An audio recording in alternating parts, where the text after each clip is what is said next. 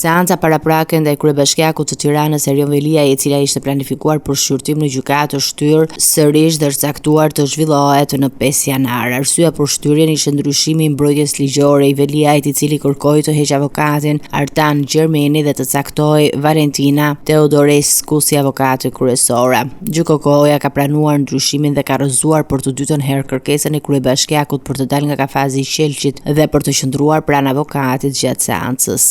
Gjatë seancës, avokati Veliajt kërkoi pezullimin e procedurës derisa klienti i tij të kishte mundësinë të njihte dosjen e madhe prej 60.000 faqesh. Kërkesë kjo që gjithashtu u rrëzua. Deri tani as kryebashkiaku Veliaj dhe as bashkëshortja e tij Ariola Xoxa nuk kanë bërë mbrojtjen e tyre në gjykatë. Veliaj ndodhet në paraburgim që nga shkurti i këtij viti dhe akuzohet për pastrim parash, mosdeklarim pasurie, korrupsion pasiv në 9 episode, shpërdorim detyre dhe futjen e sendeve të ndaluara në qeli. Kryebashkiaku ka mohuar të gjitha akuzat duke cilësuar se të pabazuara në prova dhe ka theksuar se mbrojtja e tij ligjore kërkon kohë për të shqyrtuar plotësisht materialin voluminoz të dosjes. Procesi ndaj tij pritet të vazhdojë në shqyrtimin e detajeve ligjore dhe të provave gjatë seancës së re në 5 janar.